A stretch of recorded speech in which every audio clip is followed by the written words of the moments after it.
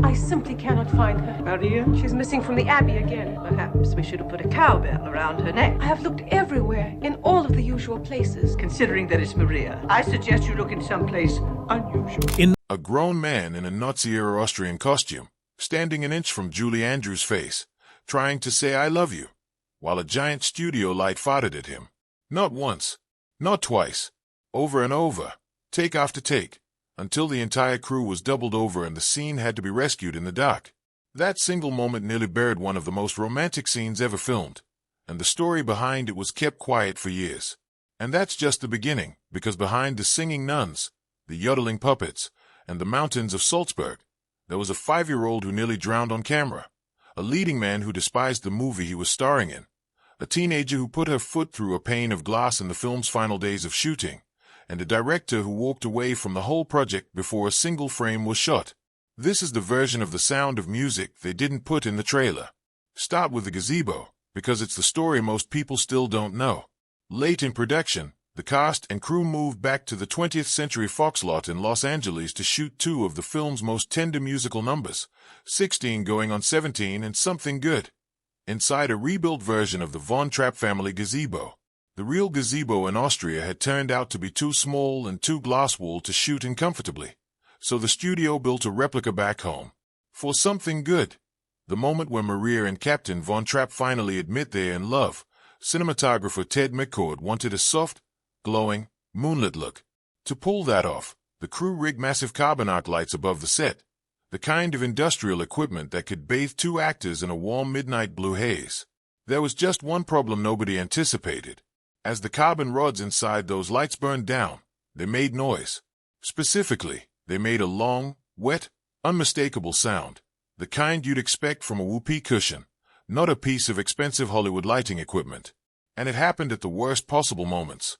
Julie Andrews described it years later in interviews, recalling that she and Christopher Plummer would be standing face to face, barely an inch apart, right at the moment where he was supposed to say something like, Maria, I love you. And the lights above them would let out a loud, groaning raspberry, as if commenting on the scene itself. The 2 actors would crack up laughing. They'd reset, roll again, get right back to the emotional peak of the scene, and the lights would do it again. According to Plummer's own memoir, it happened so often that dozens of takes were ruined by uncontrollable giggling. His estimate put the number at around 30. Eventually, director Robert Wise made the call that saved the scene. Instead of lighting the actors' faces clearly, he had them shot mostly in silhouette against the glowing windows of the gazebo, which hid their faces and, conveniently, hid the fact that they could barely keep it together. What ended up on screen looks hauntingly romantic, 2 silhouettes framed in golden light. What actually happened behind that shot was 2 grown adults trying not to laugh at a piece of malfunctioning studio equipment. For years this stayed a fun little anecdote shared mostly among crew and biographers, until Julie Andrews eventually told the story herself in television interviews, laughing as she explained just how impossible it had been to deliver a love scene while being interrupted by what she politely called raspberries from above. The gazebo caused a second, far more painful problem just a few days later, and this one left a mark that's still visible in the finished film if you know where to look. 16 Going on 17, the flirtatious duet between Liesl and the telegram boy Rolf, was one of the very last scenes shot for the entire production. The choreography called for Charmian Carr, playing Liesl, to leap and dance across the gazebo's wooden benches while singing.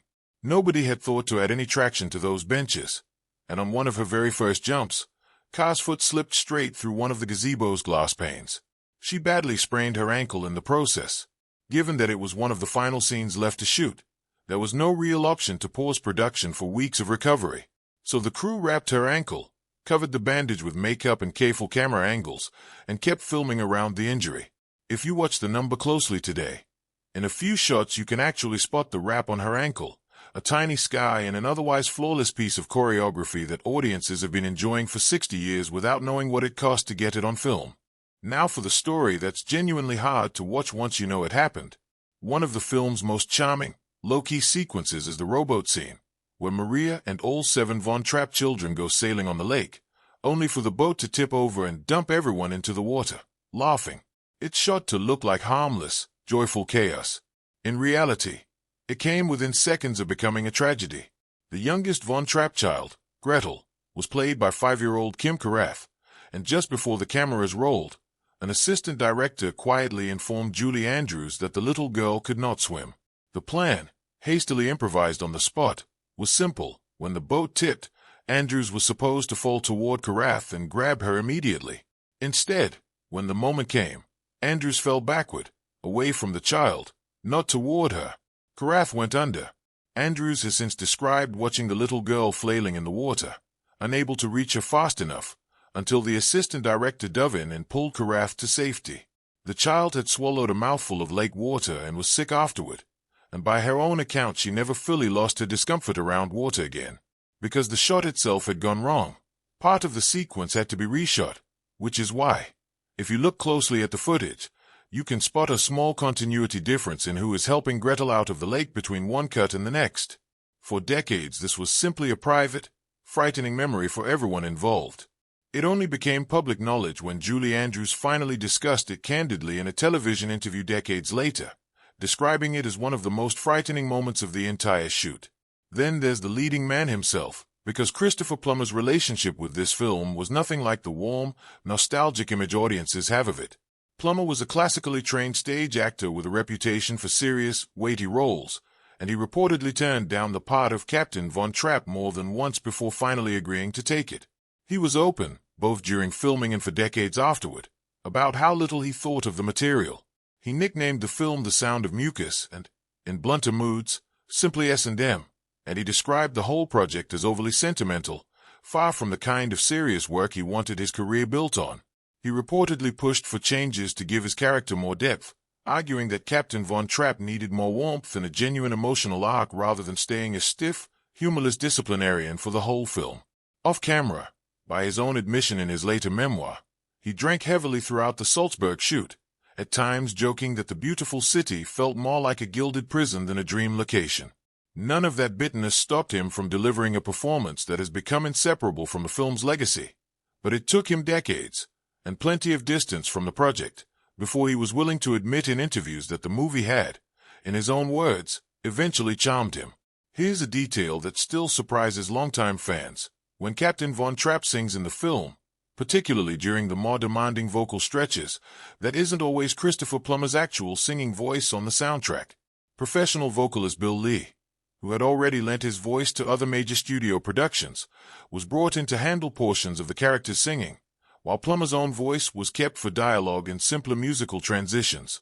It's the kind of quiet Hollywood substitution that happened more often than audiences realize, done carefully enough that most viewers, then and now, never noticed the difference.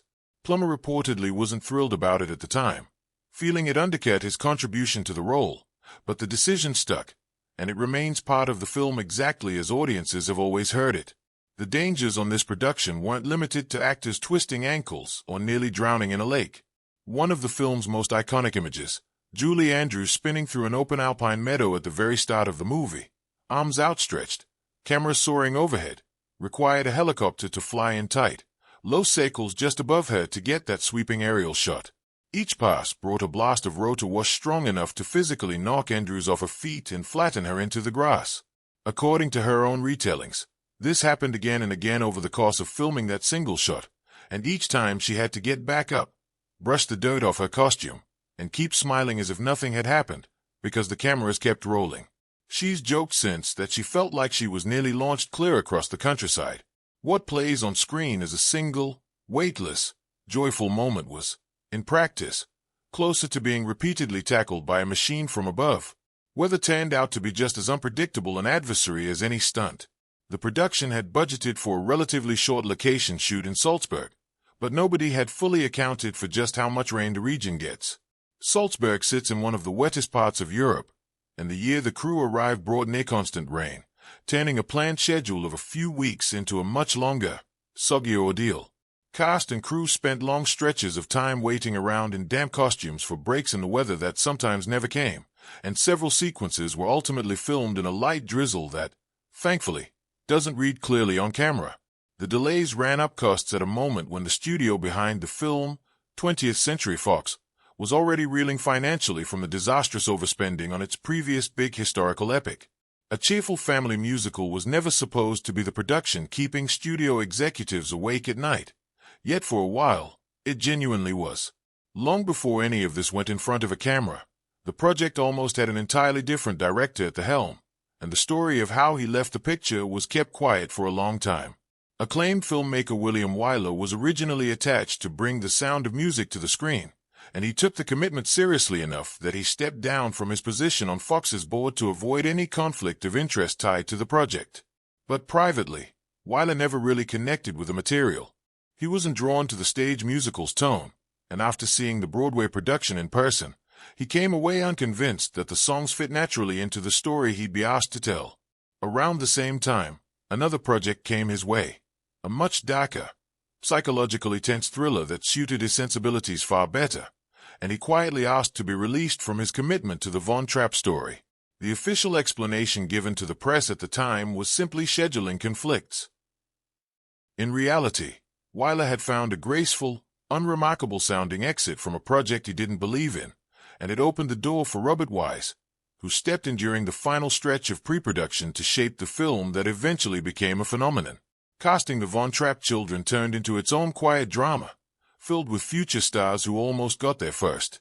The role of Liesl, the eldest daughter, drew a genuinely startling list of hopefuls before the part went to Charmian Carr, including a young Mia Farrow, along with other rising talents of the era. Farrow tested for the role and didn't get it. Carr, who was actually in her early 20s playing a 16-year-old, won the part instead, thanks to a natural, easygoing charm that came through even though she had no professional acting or singing background going in. Losing that role didn't slow Farrow down for long. Within a few years she'd go on to headline one of the most talked-about psychological thrillers of the decade.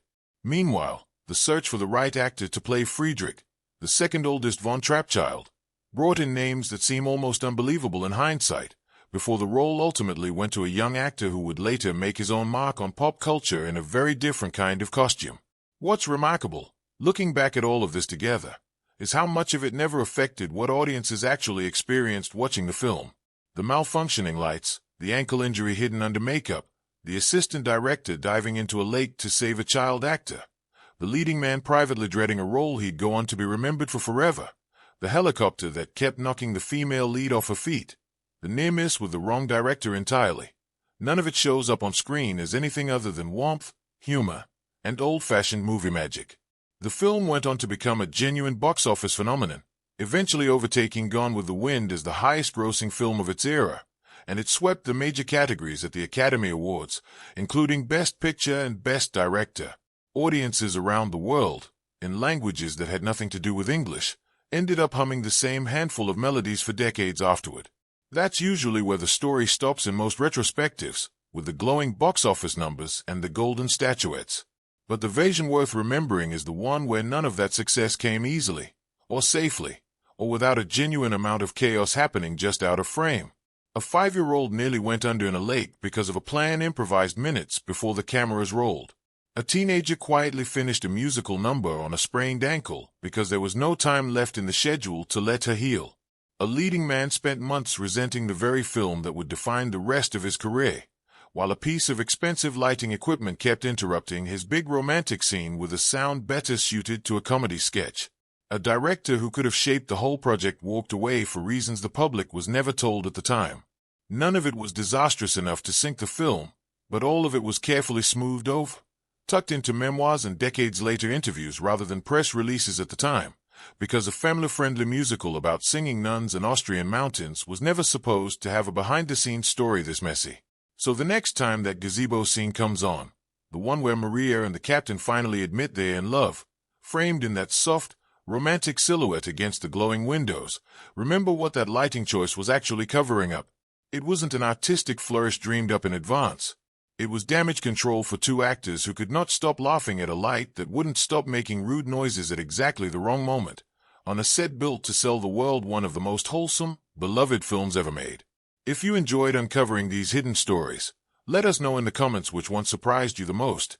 And stick around, because there are plenty more behind-the-scenes secrets from classic Hollywood still waiting to be told.